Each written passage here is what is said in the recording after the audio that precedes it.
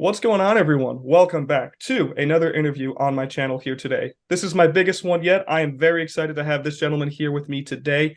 He is an individual who has over 60 years of musical experience, who has had a variety of full-length LPs released on labels, and he's also had a hit that's been covered by more than 30 artists worldwide with a bunch of different flavors.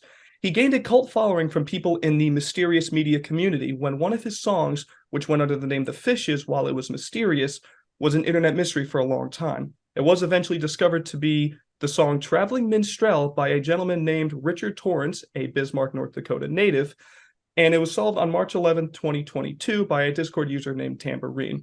And I have that gentleman here today. So everyone watching and everyone listening, please give a warm and comforting welcome to the Traveling Minstrel himself, the Fire Child, Mr. Richard Torrance. Richard, thank you for your time. The Fire Child. Thank you, Nikki.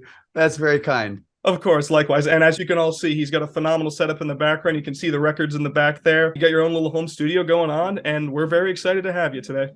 Well, thank you. It's great to be talking to you. And, you know, this whole situation, how it happened, when I found out about it, it was just basically an email of some random individual that was telling me this story about how my song caught the interest of somebody, and the story continues. So you know what, 30 years it was this mystery. Yeah, it was recorded 70, 80, 90, 2000. Yeah, somewhere 30, 40 years or something like that. But wow, when I heard about it, I was dumbfounded. It's like, why didn't he call the disc jockey at the radio station back in the 70s? Right, yeah. You know, that's where my mind goes to. It's like, solve the problem. But you know, I guess back then it wasn't so easy to do all of those things. And he was in Chicago, apparently, this individual. Right. It was in 1975 in Chicago. I forget what radio station they said. It was one of two that they recorded the song off of back in 75. It was in Chicago, though. Well, how did that happen? Like, he was listening to the song and then all of a sudden he went, I got to record this, and got it like halfway through or what?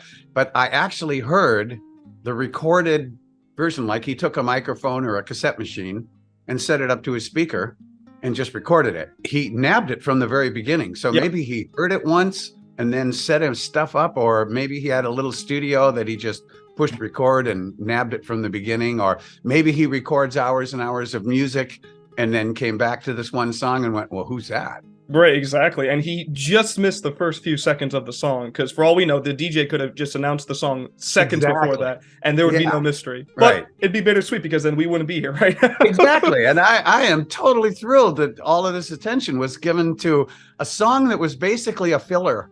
You know, there's really good songs on albums, and then there's the fillers, you know, because back then we wanted 10 songs at least on an album. So every single song, that was my first album. So every single song that I had written for the 2 years, like there it is right there. Yeah. And then it's got the little flip on the Who's that little lad right there? Who is that? You were what, 24 when this was released? You were 24 here? Yeah, 24. Yeah. God, I'm 22. That's not too far from me now. Yeah. All right. And a very exciting time for me, it being my first album and being signed to Shelter, which was Denny Cordell and Leon Russell's label. You know, to be able to rub elbows with those two guys was a thrill beyond what I can express, really. Yeah. And that's going to lead me into my first question now, because I have 9 questions here set up, and I'm just going to kind of go a little bit in order. So what we're going to do is we're just going to take it from the beginning. Tell us about your musical journey before signing with Shelter Records in 1972. Okay. Well, as you mentioned, I was born and raised in this area, Bismarck, North Dakota, and there's not a lot of places to play in here. So as I was graduating from high school, the last couple of years of my high school, the band that I was playing in searching for better places to play, we went to Winnipeg, Manitoba, up in Canada, and we started playing around in there, and we went down to Minneapolis, and we're playing some clubs down there. And as time progressed, these guys that I had been playing music with all the way through high school, you know, it comes to the point of where, well, what are you going to do for your life? You know, that magical question. I've heard it way too many times. Yeah, the drummer decided that he didn't want to be a professional musician. He wanted to be a doctor, so he was gone. I wanted to go to California, and I thought the band was good enough to go to California, Los Angeles in particular, and pursue the recording industry. And nobody else wanted to do it. I mean, that is a big move from somebody from the Midwest. You got to have a lot of drive, a lot of confidence and determination. Hmm. And so I went out with just another drummer that I had met later on then, and he and I went out together.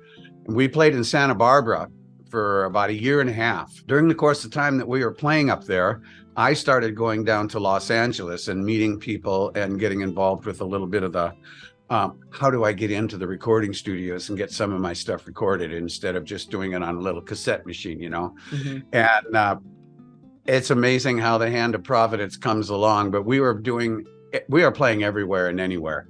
And I had a trio. It was like kind of like Grand Funk Railroad, if you know who that band is. One of the early trios. And we kind of modeled ourselves after that. And unfortunately, those two guys didn't get to participate in my recording career simply because once I met, so continuing the story, we were playing at a place in Santa Barbara out in a park, a love-in, actually. It was a love-in. And this guy came up to me and said, yeah, I'm a recording engineer and I really like your voice. And I think what you guys got going here is pretty cool. Would you like to come down? And I've got a situation at a recording studio, a state-of-the-art recording studio, and we can go in after hours if you want to do that. And I said, so what's the hitch? And he said, well, if I get you a recording deal, I'm going to be your producer and engineer. I think that's a fair exchange. So we would, after our last gig on like a Friday or Saturday night at 1, 2 o'clock in the morning, we would drive down and we tried recording as a trio. And boy, you really get a lot of knowledge when you do the listening back, you know, and it's like, ooh, that funny. It doesn't sound like I really wanted it to sound. So the engineer pulled me aside and he said, why don't you come down alone one time and see how this works? And so I did and built the tracks all by myself. I do play drums, but I don't profess to be a qualified professional drummer. So as time went by, I met this drummer and he and I went into the studio together.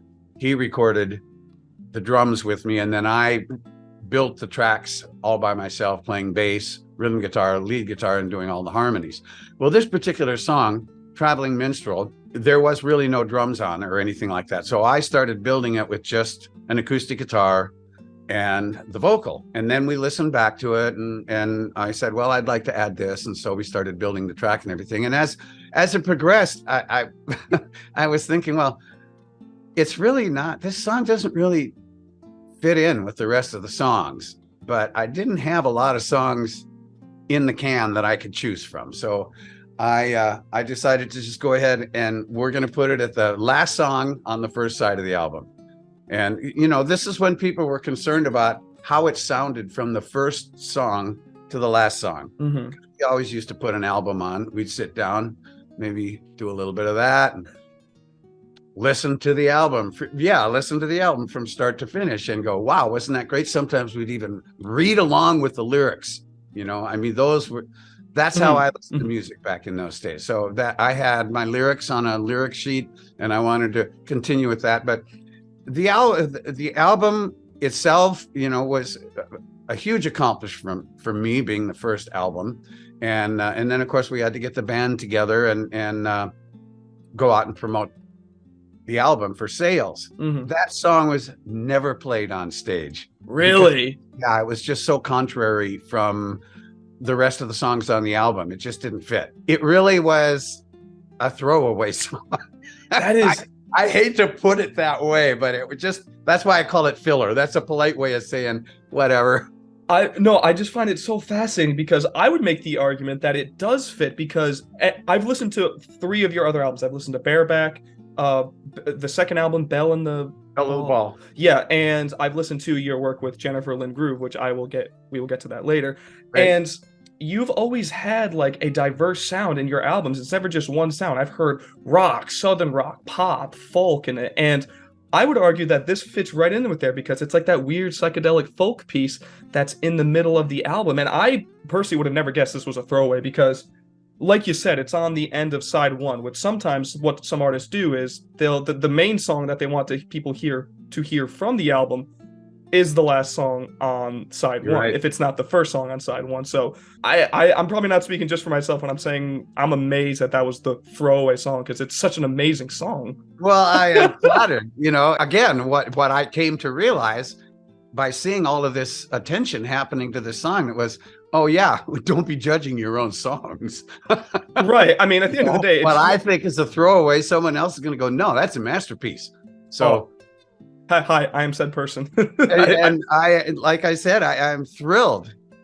It's a cool thing to have this much attention that long ago from a song that long ago. If it makes you feel any better in some way, when I bought excuse me, when I bought this when I bought this vinyl here, I was listening to it on my Victrola, and funny enough, I come to realize that my favorite song is actually Firechild on this, which is the track right before that, because like Traveling Minstrel, it's this weird, haunting, like ethereal sounding song that just, I don't know how to explain it. It just sounds like a rainy Sunday where like you're just staying at home relaxing.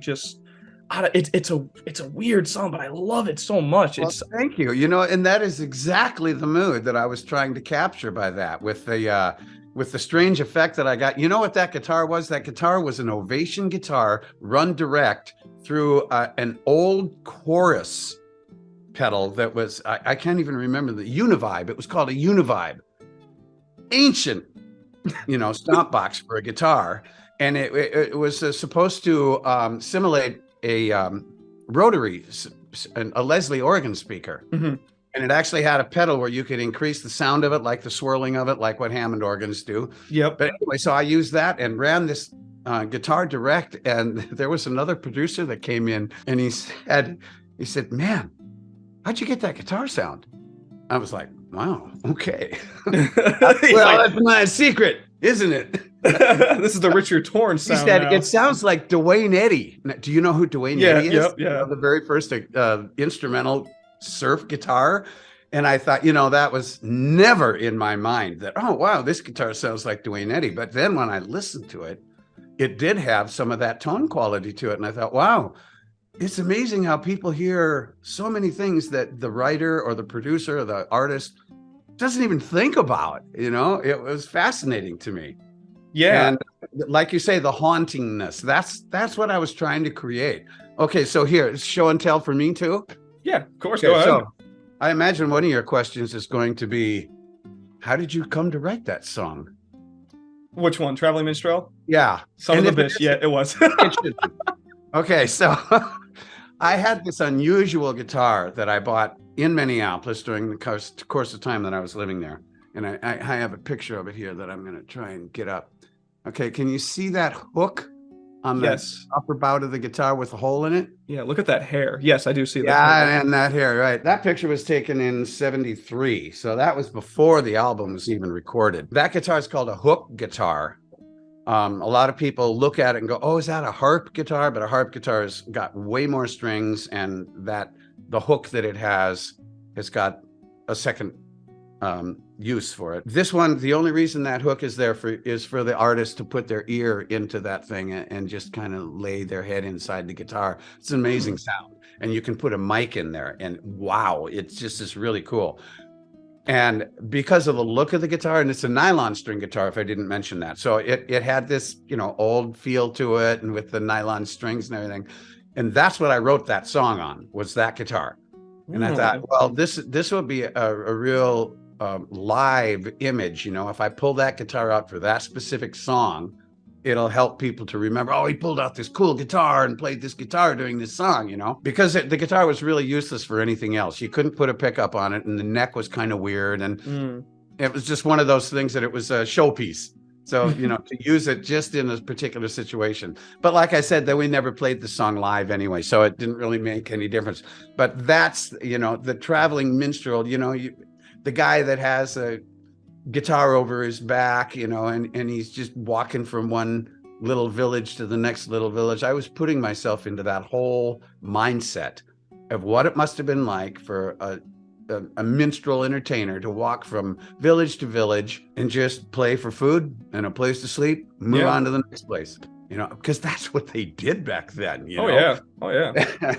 And so I tried to lyrically, portray that of what it would have been like for a day in the life of a traveling minstrel. And of course, he found a tavern that he could play his music in, and there was a lovely little waitress there that was running around taking care of everyone. And at the end of the day, of course, he said, "Can I come home with you?" And she said, "Sure, why not? Take me home. Take me home, please." When it was Mysterious, the song, it was known as The Fishes because at one point it sounded like you said The Fishes, but it was also known as Take Me Home, like the placeholder name Take Me Home, because that's what you say at the end of the song. So, Yeah. and one of the main reasons Wait, why I don't understand the fishes part. What was that? I'm not entirely So sure either. lyrically, they thought I said the fishes somewhere in there. Because the original quality, like because it was a little low quality, the recording, at one point they thought you said the fishes or had something to do with fishes. I'm not even entirely sure. I never heard it. I always heard the Take Me Home part, but they said somewhere else. Oh, all right. The last verse is playing my song was much to my surprise, sufficient in the tavern keeper's eyes. The Sufficient. fishes So, and yeah. Okay. And then I say, listen to me sing the days of long ago. Mm-hmm. And the damsel wants to take me to her home. I impressed the girl with my song and I got a bed for the night. Hell yeah, dude. Give me a couple bonuses. Times have changed, people haven't. Yeah, exactly. Isn't that the truth? I really appreciate all that because you kind of answered my first two questions, because I was going to ask as the second question, what was your usual routine when creating an LP, but you really went into that as well, like how you would make like Eureka. And was that like kind of strategy and whatnot? Was that the same with the other albums going forward? Because I know the lineup changed a few times. The process that I used for the recording of the first album was basically I started building tracks with this engineer friend of mine, Dwayne Scott, and then he brought in players and he would introduce me to someone and we would jam a little bit in the studio, and if I liked what I had heard, I'd say, I want to play on this track, so I met the lap steel and second guitarist in my band, Gary Rolls, that way. And the drummer, as I say, I had already met and brought him in, and then he played not exclusively on every track, but the majority of the tracks. And again, just through the process of meeting musicians that were of a studio professional quality, guys that had done this before. And as I say, when I left behind the two players that I was working with, it was a bittersweet thing. They wanted to be rock stars too. Who doesn't? Right. But Jesus, they weren't good enough. That was the bottom line. The engineer sat me down and he said, your level of professionalism is right here. Those guys, they're just down here. Ooh. And there's nothing you can do about that. Brutal. It was, and I spent a lot of time thinking about that. And I thought, you know what? He's right. Because once you sit down and you listen to what you're doing, and like I said, playback in the studio was the telltale of all. I heard what they were playing and I went, there's no confidence there. Playing a cover song on stage is way different than playing in the recording studio. And that was a hard lesson to learn. But and I have played over the course of my career with some of the best studio musicians the world has ever known. So I do know the difference. I did learn the difference. There's something magical that happens when you use studio musicians. I didn't learn that until I signed to Capitol. So all the way through that, I was using my touring band, which was large majority of the players that I met through the course of the first album. So then we all got together and went out on the road to promote the first album, Eureka. And while we were touring, we actually started recording and writing for the second album, which is Belle of the Ball. And then we got back to Los Angeles and started working on that as a band.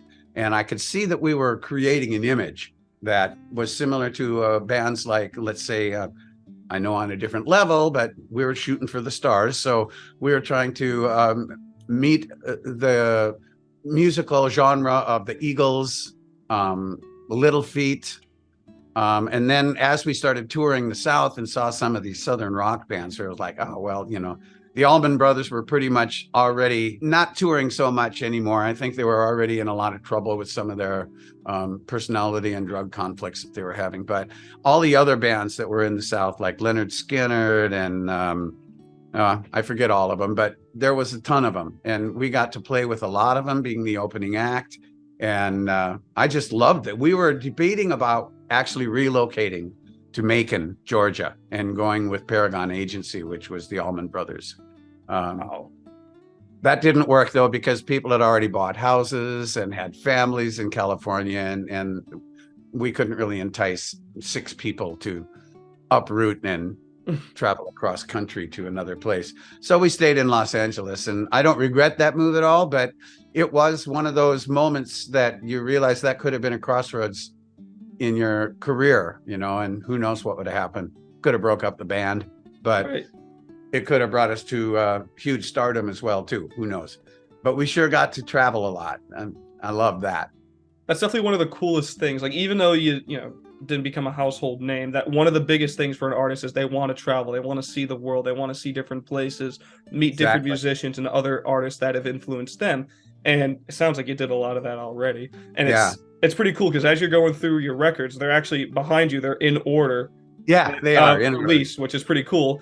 And you actually lead me into my next question now, because I was going to bring up, throughout your music tenure, you've opened for some major names, just to name a few: Fleetwood Mac, the Eagles, Kansas. What have you found to be the most important thing an artist or a band should remember while on tour? Wow, that's a deep question there, Nikki.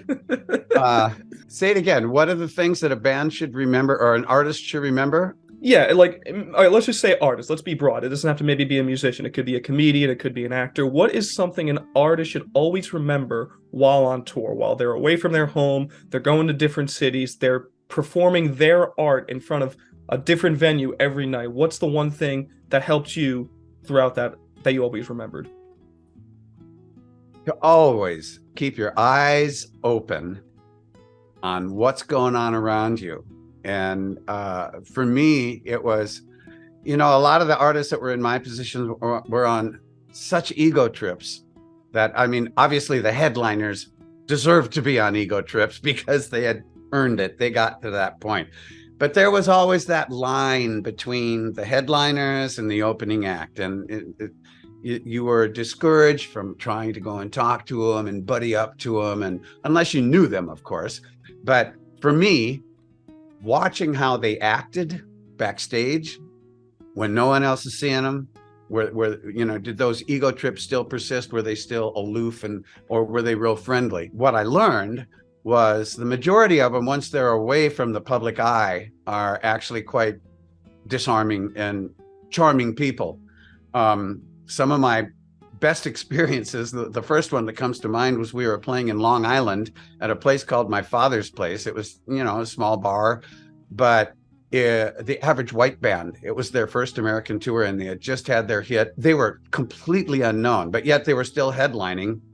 They came over to our dressing room and they said, yeah, this some of our first times here in America, and we're just so thrilled to be here. And they came and introduced, each one of them came up to each one of our members of our band and introduced themselves and wished us well and said how excited they were to be here and couldn't wait to hear our band.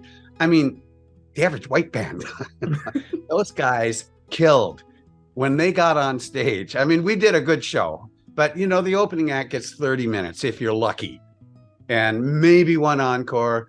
We couldn't afford to bring our own sound man, so we always had to grease the sound man who was there if it was provided by the sound company, or maybe the headliners had one.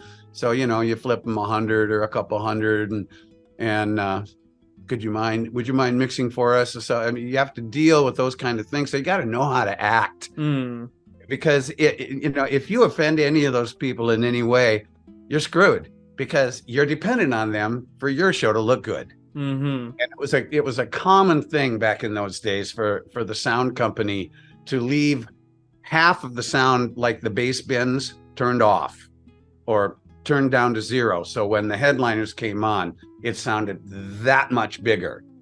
So you had details like that you had to work around, and it was difficult. But I always tried to keep my eyes open, watching the other headliners, how they acted, and judging whether that was appropriate behavior for the situation. One time we were opening for Aerosmith on the 4th of July in Washington, D.C. It was the craziest thing. They were throwing firecrackers up on stage, and they, bombs were going off left and right all over the place.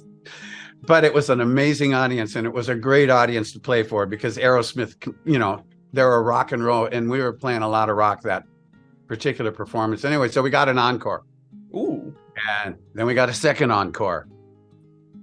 And then we ended the second encore, and they were going crazy, and they wanted another one.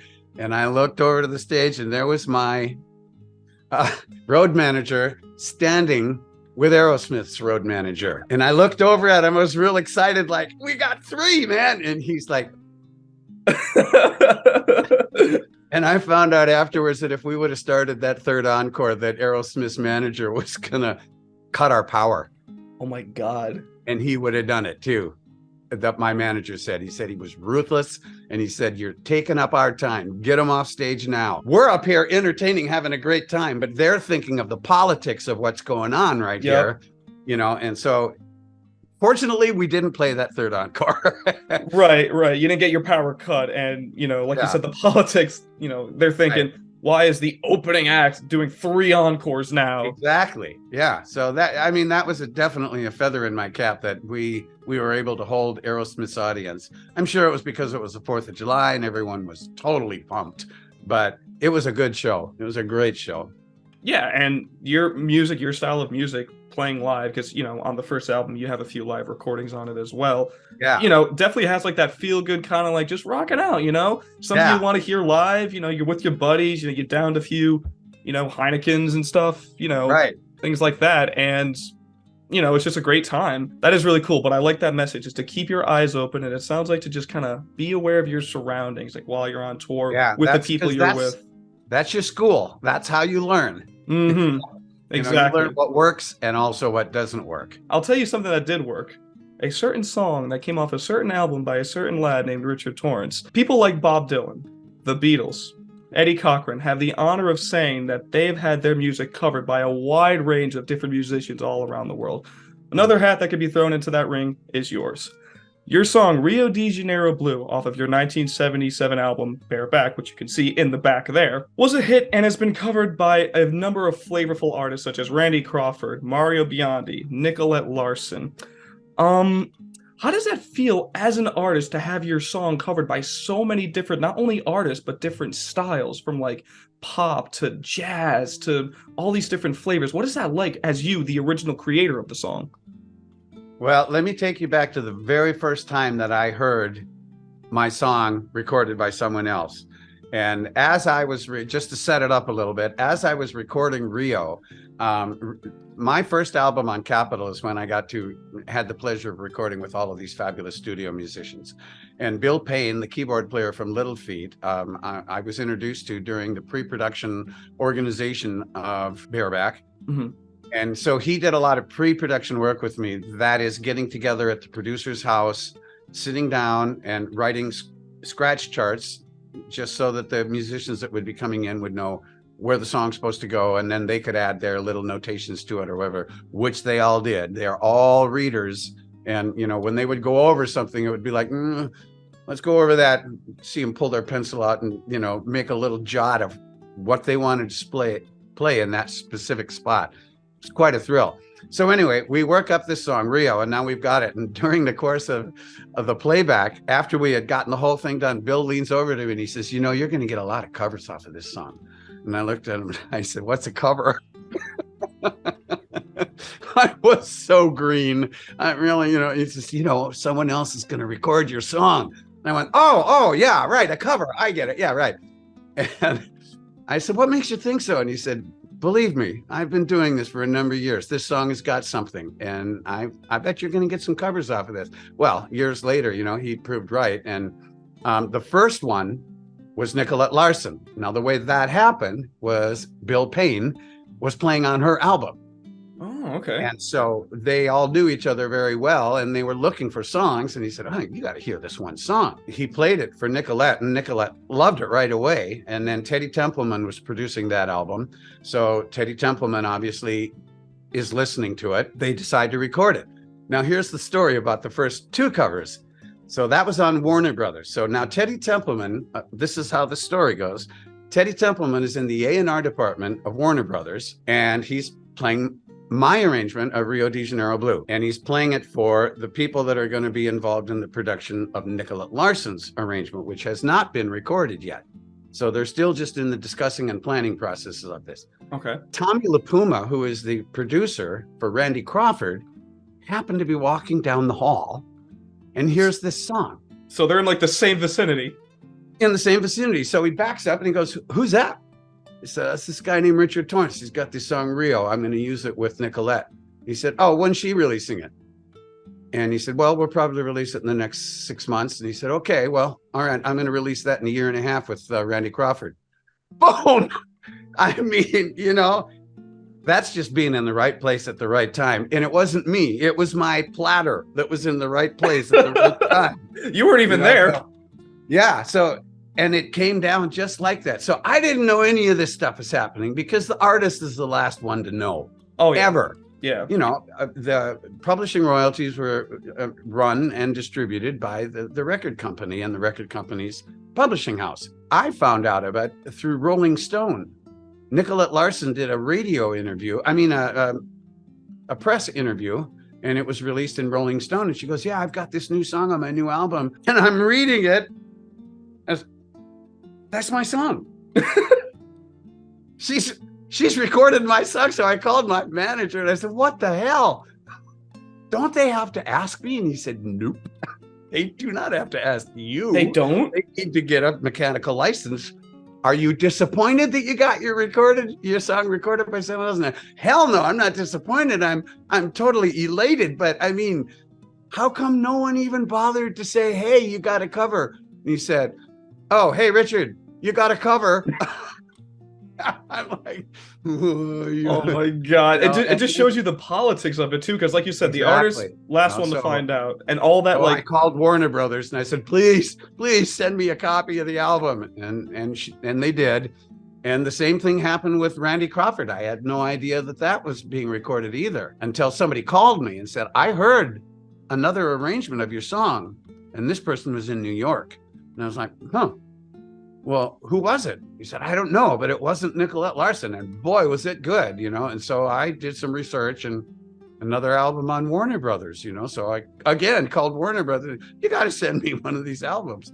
And then it just started happening because by then, the internet is starting to come into play and these things are becoming much more accessible on a daily basis. Right. So, it's kind of like how Summertime Blues. It's like once it's a song that people know is a song that many artists cover, it kind of just snowballs from there. So exactly, yeah. It happened all at the same time. All right, this song Rio de Janeiro Blue, it's a great song to cover. This guy Richard Torrance made it, then Nicolette Larson, and then Randy Crawford, and then Mario Biondi, which you look up his version on YouTube, has over 1 million views. Which I'm like, I'm gonna be interviewing the guy who made this song. What? I'm like, no, I gotta make this personal because I'm like, I'm interviewing the guy who made this song, who also made another song that made another cult following, who's been on major labels, and then I'm reading an interview with you, who has opened up for the freaking Eagles. I'm like, okay, well, I got to make sure I'm doing my research here and I'm doing everything. And I can tell you have, Nikki. I'm quite impressed. So thank you for that. I know you went on ahead. You did touch up a lot on the reason why we're here today, the song Traveling Minstrel. We have talked about that already. I just find it so fascinating that you called this song a throwaway song because you needed to get a certain amount of length and time on an album because you were on a record label. And you kind of already answered this, but I guess, since we're on the topic of the question itself, I'll just ask again. What is the full backstory of this song? Both, the story of the song, which you mentioned is about a traveling minstrel, and like the backstory of you coming up with this song. If there's any more in depth you want to go about it. Well, just sometimes an artist has to literally go into their head, and use their imagination to come up with this. And I guess what determines the content of the song is how far one's imagination will run away with them. I pretty much just wanted to write a song that conveyed what it must have been like way back in those days, in the days of yore, maybe even before yore. and people did that, because by the time I got around to being a musician, it was so easy for us, there's professional guitars made and there's we had the path laid out for us by those people that did that. Mm-hmm. And I just wanted to put myself in their position once and try and convey through the song what it might have felt like, the loneliness and the that's all there is to your life. You just go from place to place playing your song because you realize that at least it can provide you with a meal and a place to sleep, perhaps, I know a lot of people, when they listen to a song, they like to get really in depth behind the meaning. Take Me Home could be symbolic, because what is home sometimes to a person, especially when there's that deep isolation and loneliness, Yeah. Home is a warm bed and a fireplace, perhaps. And it'd be nice if, the woman who took you home is there as well, too, Was there, yeah. Instead of, no, you sleep on the couch, I'll be in my bedroom with the door locked. Wait, that's not what I had in mind. No, please, listen, I didn't perform at this bar for that. Listen, I'll play another song if you need me to. With that, we've mentioned before that your song was at one point considered a unknown song, a mysterious song, an internet mystery, if you will. And you mentioned that someone had emailed you claiming, that this is what had happened and this is your song. Since discovering that there was a cult following for your song, have you by any chance heard any other unknown songs out there? Because there are a ton of them out there. Has anyone sent you anything yet? No, not really. Okay, so I can tell you that sales of that album jumped a little bit after they found out who I was. Right, yeah. I wonder who bought it. I'm not entirely sure. I wonder who were the people that bought it. I have no idea. Went online and bought that. I would have sold you the CD. Yeah, I don't have albums for sale anymore. Yeah, I found this on Amazon, and then someone afterwards was like, his website has the CDs. I'm like, shit, I collect CDs. I have a bunch of classic rock CDs that I have, so I'm gonna buy it on CD too, as well as the others. Don't you worry. But all right, I have a CD player in my car and in my house, so I was thankful enough to get this, but now I need the CD. So to continue my collection. But if you're interested, there are mysterious songs out there. The biggest one is the most mysterious song on the internet. If you look that up, that song, I don't know what happened, because over 5 million views on YouTube. A number of channels have covered it. It's a song from what is believed to be a German band from the early to mid 80s. It was recorded off of a radio in Germany, and no one can identify who it is. Unreal. It's insane. And funny enough, also, so if you want to check that out, I don't know if you're into new wave or post-punk. It's a song that. All kinds, yeah. Yeah, it's a really good song. It's catchy, and it's a cool, catchy song, but no one knows who made it. When we were emailing, I also sent you my other interviews. Did you by any chance watch the Johnny Cohen one by any chance? That was the first one? Yes. Yeah. Well, not the first one, but that was my most recent one. Oh, no, I'm not sure if I got to that one. Okay, well, because Johnny Cohen was also another individual whose song was unidentified for about 30 years. It was a song he had called Maniac Laugh, which was a song off of his EP Indian Giver. We became friends, and we messaged here and there on Facebook, and I told him, like, hey, Johnny, I'm going to be interviewing this guy, Richard Torrance, tomorrow. Here's his song, Traveling Minstrel. That was an unknown song for a while. And then I sent him Firechild, because I like that song as well. And then he ended up listening to the rest of Eureka, and he was like, I like this. I like this song. It's really cool. So I'm like, cool, the former mysterious artists are coming together. So have to form a club. Yeah. The Mysterious Artists Club. Exactly. So if you want to return the favor to him, his song Maniac Laugh, which I'm gonna be honest, it's a weird one. It's a great song. I love it. You may come across my music video for it, but it's a weird one. So if you want to listen to that, it's Maniac Laugh by Johnny Cohen. Really cool song. So just figured I'd throw that out there for you. Cool. So I guess speaking of things that are in the modern now, recent songs that are being identified, you yourself are a part of a recent band now. You play guitar and keyboards for Jennifer Lynn and the Groove Revival, which you have gone on to state that the EP you guys made is something that you are quote-unquote more proud of than your own albums. Did I get that correct? Yeah. Tell us about how this band has been for you, and what can we expect from you guys in the future? All right. I would love to. This is my most current project, and I'm real proud of it. Jennifer and I connected over 10 years ago, and she approached me because she wanted to learn more about my career. And she had been playing guitar for years, but she had never really focused her attention on what direction do I want to go in, and how am I going to develop this so I can take it on stage? But she had a strong desire to learn, and she is really driven. And so I started giving her guitar lessons, and she actually, the first time I heard her sing, she was doing a lot of the new country stuff, some of the female artists in the new country realm.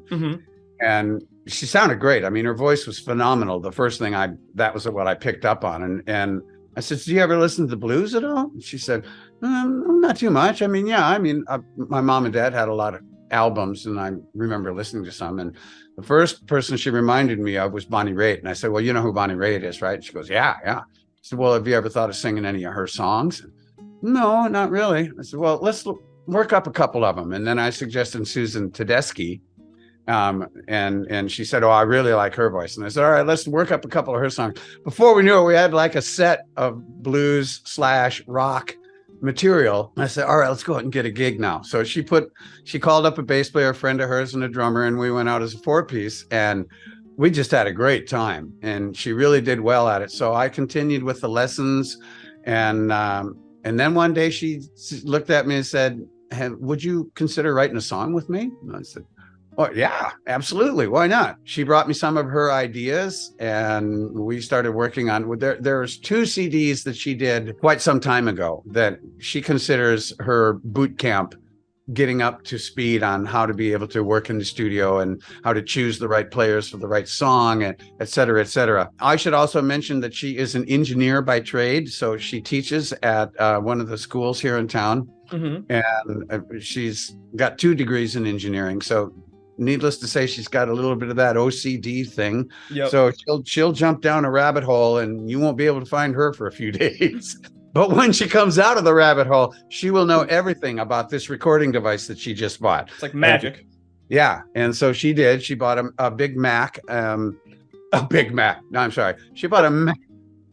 That didn't come out right. Did she get fries? She bought a Mac computer that was specifically oriented for recording, and with the software all built and everything. And then we started working together in her home studio.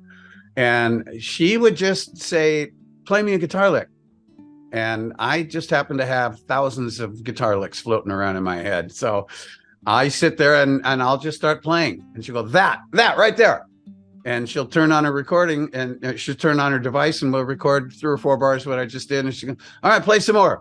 And so we'll get like 5 or 6 guitar riff ideas, and she'll say, all right, I'm going to write some lyrics. I'll see you tomorrow. And then we just throw songs together, and it's one of the most successful collaborative efforts that I have ever participated in, because she doesn't like an idea. She's just right away, yeah, I don't like that idea. Let's work with this. So there's not any of that, oh, I don't know, do you like it? I don't know, do you like it? I don't know, Right, it's like the gray area. And the introspection that comes with songwriting was like, yeah, but it's not as good as Clapton. But well, he's got a lot more going for him. He started out writing his first song too. So we try, and whatever song we come up with, we develop it to where it's a song that you can play from the beginning to the end.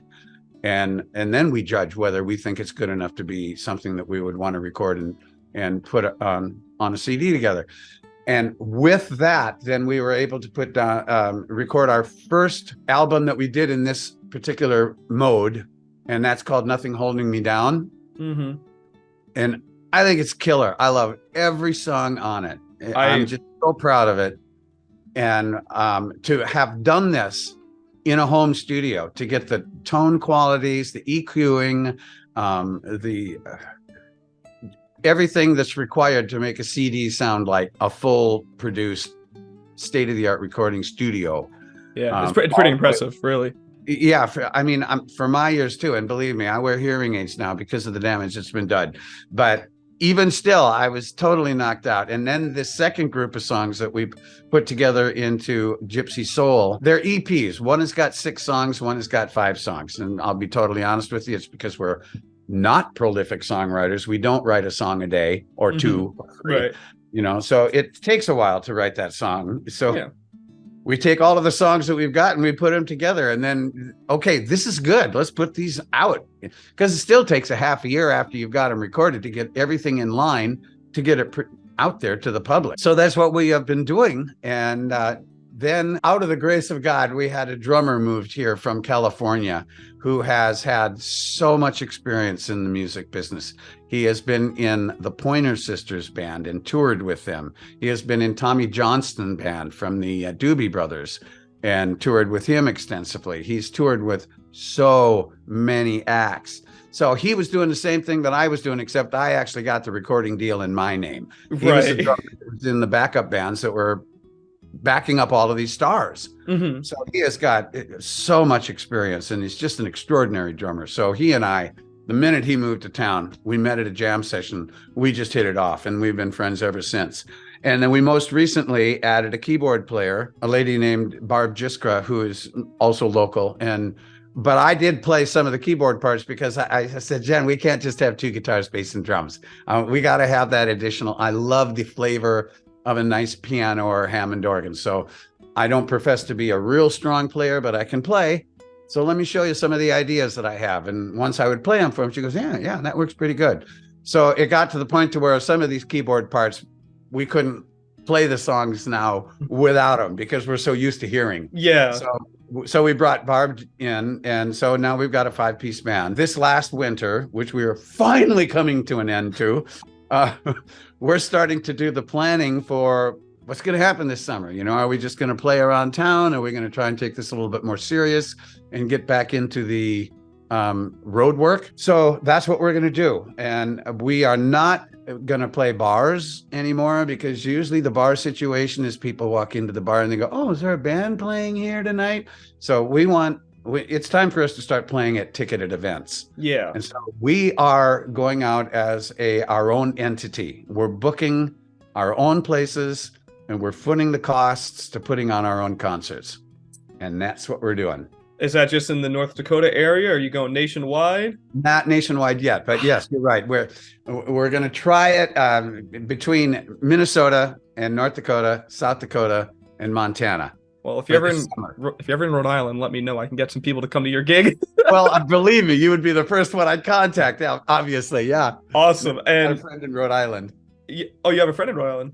No, you. Oh, me. Oh, okay. Yeah, I'm the friend now. There we go. I've listened to this EP. I haven't listened to Gypsy Soul yet, but I've listened to the EP, Nothing Holding Me Down. Killer stuff. I think like the blues is coming back with songs and EPs like this. Kingfish, which he's another phenomenal blues guitarist. I think he's phenomenal. Phenomenal. Oh my God, I love him. It's people like him, Jennifer Lynn, and the Groove Revival. Like, I think blues is low-key making a comeback. I hope we make a change. Is probably my favorite song on here. It just killer guitar work from yours truly. Just killer stuff. So I'm excited for what comes next for, this group, whether that's, in the summer you guys are touring around that, mountainy area, hopefully there's footage of it to be seen. You guys have a Facebook page I saw, so I imagine it'll be posted there. I can follow it there. A CD release party this Saturday. We're letting our local community a little early. The official release date, I think, is April 14th.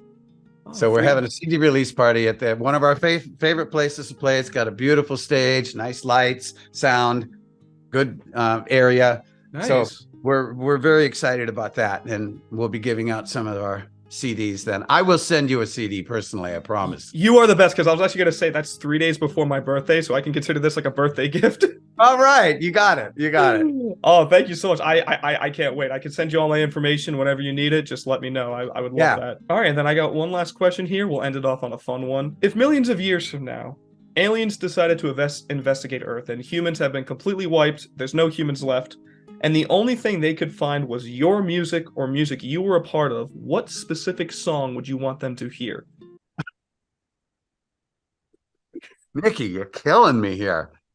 Wow.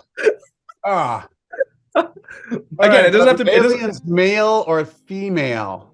Both. Like, let's just say they have the ability to comprehend music, understand our language. It doesn't have to be something from one of your personal albums, something you were a part of. That could be music you produced for Jennifer Lynn, anything you were a part of. What song would you want them to hear? Boy, that's a real tough one. I don't know if I can come up with an answer for that. I guess for some reason, I'm just going to tell you what the knee-jerk response in my head for some reason was. This album was released in Holland only. This was the Yes. last album that I recorded for Shelter, and Shelter was going down the tubes, unfortunately. Hmm. More money was being spent that was being made. And there's a song on this one called Looks Like Up to Me. And it's a rocker. I don't know. The premise of the song is pretty much what the title infers. I've been down so long, it looks like up to me. Just to let those aliens know that it was kind of a hard life here on Earth, but I still made it. You still made it. Amen. Our, Yeah. our what we called a record label back then was going down the tank. So here's what we produced while that was happening. Yeah, right. I love And it.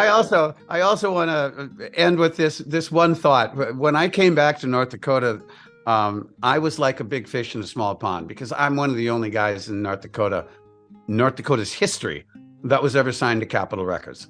So, Wow. or to have a record deal. Yes, there were some famous people from North Dakota, but they're few. It's pretty wide spread out here, and it's a farming community. So Yeah. it so happened that I was born here and took an interest in music, and there it is. But so I moved back to North Dakota, and everyone's real happy to see me. And I ran into a classmate of mine. I know he didn't mean this in a negative way, but it's just one of those things. He looked me in the eye and he said, "Geez, Richards, too bad you didn't make it." And I'm like, well, I actually did make it. And he said, because, his interpretation of make it is a million selling record, or a hit, a number one hit that defines you. It makes you a household term. That's what the term making it means in his mind. I looked at him and I said, well, I got to participate in it and I'm still alive. So I made it. That. Yeah. Because so many of my friends didn't. Yeah. And they die in crazy, weird ways. And, I knew that towards the end of my career, the end of my recording career, when I lost my deal with Capitol, that if I was to stay in Los Angeles and try and get another record deal, could be the death of me or the end of me, because it really is. You got to be very careful in a big city like that. There are so many people, and you think that you know people, but you don't. No, not even close. They can be totally sincere and wrap you up in their warmth. And the next thing you know, they're gone the next day. And not only that, but they've taken the masters that you just recorded. I escaped with my life and my wife at the time and my first child, and we moved to Ojai. And that's when I started the second part of my career, which was just, seeing what I could do on my own, having the ability to record. But that one thing, after I said that to him, I said, no, I really did make it. I'm still alive.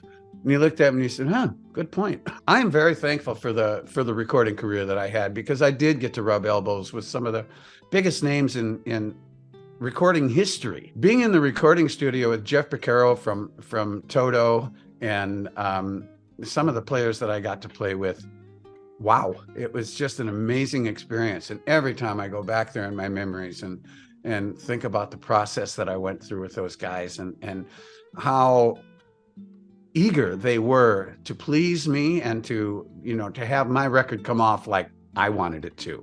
Yeah. It was really an amazing experience. Sounds like a hell of a ride you've been on, and yeah, well, I think that's one way of saying it. It's been a hell of a ride. And I think it's kind of had a cool finish line, because I think a lot of old school or older artists nowadays have that home studio look where they have all the instruments in the back, they got their records up on plaques. So to me, it looks like you made it. Yeah, thank you very much. If I was an artist, I would say, like, if I was in your shoes, I made it. And speaking of the instruments in the back, I can cut this part out if you don't want to, but by any chance, is there anything you wanted to perform live for us? I see you have a few guitars back there. Is there? Wow. You want me to perform something live for you, huh? I would love nothing more. Any song of your choosing. If you want to just do a quick 2-minute song, I think my viewers who have come for you for Traveling Minstrel, but have stayed for the rest of your songs, I think would love to hear nothing more. Huh. Wow. Well, let me see what I can come up with. Pick your poison, Richard. I'll sing you a little bit of Rio de Janeiro Blue. Let's go.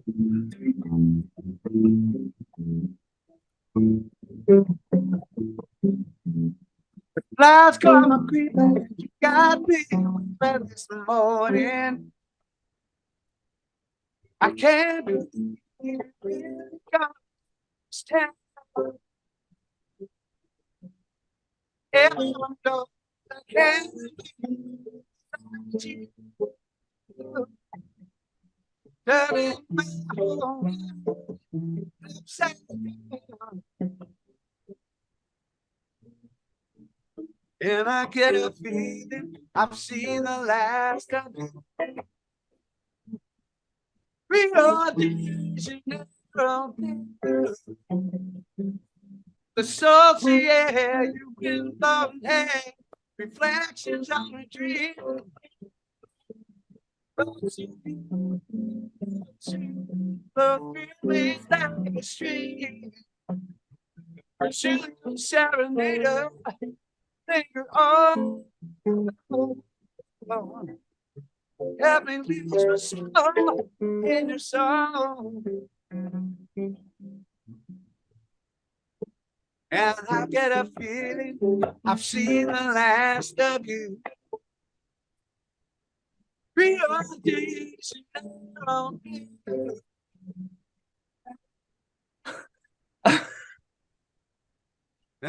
Give it up, everyone, for Richard And the Torrance. crowd went crazy. The crowd went wild.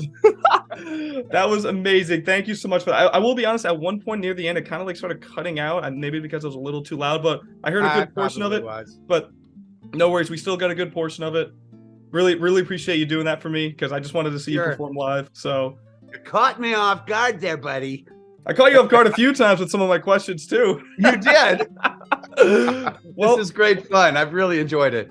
Likewise, sir. I really enjoyed this. I really appreciate you for your time, as well as my audience. So we really want to personally thank you for taking the time for this interview, giving us that performance, and telling us your whole story. So Mr. Richard Torrance, once again, thank you so much for your time.